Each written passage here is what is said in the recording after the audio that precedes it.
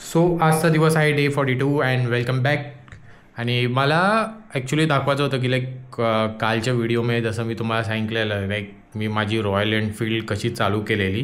तर मला ते सांगायचं होतं की त्याच्या कार्बोरेटरमध्ये मला वाटतं की मी कधी WD-40 आणि हे तिथं मारलेलं, तर त्यातलं काय तर त्याने माझं कार्बोरेटरमध्ये चालू नाही होत होती त्या कार्बोरेटरच्या ज्यामुळे. तर तिथून कार्बोरेटरमधून एक पाईप जाते. तर इफ तुमची पण रॉयल एनफील्ड असेल 2016वाली, तर कार्बोरेटरच्या इथून एक पाईप जाते. तर त्यानं तुम्ही फूक मारायचं जोरात. मी पण जोरात फूक मारलं आणि एक मागच्या साईडला एक नॉझल आहे. त्या नॉझलमध्ये काही खराब असेल, पाणी गेलं असेल का, पेट्रोलमध्ये पाणी पण येतं, पाणी असेल का काही असेल, तर ते कार्बोरेटरमधून बाहेर येतं. तर मी ते तुम्हाला दाखवत होतं कसं केलं मी. आणि असं ब्लॉग छोटाच असेल, मला वाटतं 5 मिनटात असेल का नाही तर 4 मिनटाचाही असेल. मला एवढंच दाखवायचं आहे की कसं केलं आहे मी, ते दाखवायचं आहे. तर चला बाईकच्या इथं जाऊया.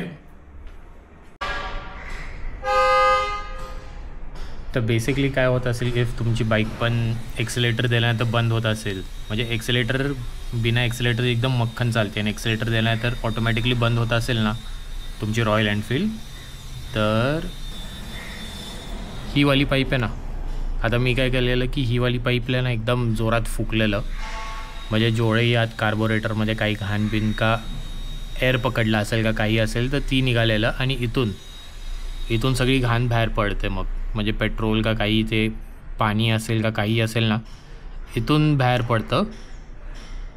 तर ते एक लक्षात ठेवा, इथून फुका, जोरात फुका, जेवढा होत असेल ना जेवढं फुका द्यायला. कधी पण इथून काय घाण निघत नाही. एकदा इथून घाण निघाली ना मग तुम्ही बिंदास करू शकता. मग तुम्ही बिंदास तुमची बाईक चालू होईल. मी दाखवतो आता की माझं काय व्हायचं की एक्सिलेटर दिल्यानंतर बाईक ऑटोमॅटिकली बंद पडायची.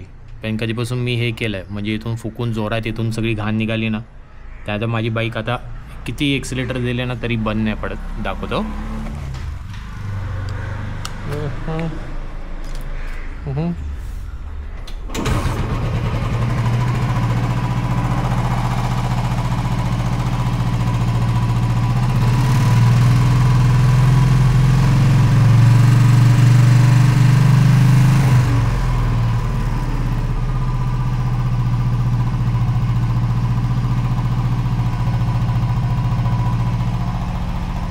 तर हेच आहे.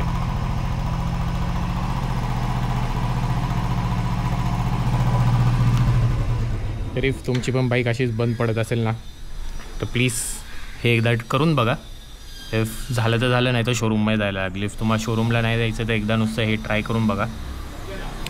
इथं पण द्यायचं आहे, याला सर्व्हिसिंगला पण द्यायचं आहे. तर मी विचार करतो की या पाईपला ना 2-3 क्रॅक आलेत, ही एक बदलून घ्यायची. आणि अजून एक होती पाईप कुठं, तर तिला पण क्रॅक होतं, हे तर मी बदललेलं. कुठली तर अजून एक पाईप होती, त्याला आता हे करून त्याला हे करायला सांगणार आहे. आणि मेन त्याला पण बोलणार आहे, भाई याचं पण चेन इतरचं हे बघ काय आपलं काय हे जे पण चेन चेक करायला सांगणार आहे. कारण की हे जी मी 10,000 बदललेलं आहे पण आता हे जे पण 22,000 झाले त्याचं पण एकदा चेक करायला सांगणार आहे. चांगलीच कंडिशन असेल पण बघू, काय बोलू नाही शकत. तर इफ तुमची पण बाईक बंद पडत असेल ना, प्लीज याला इथून फूक मारा.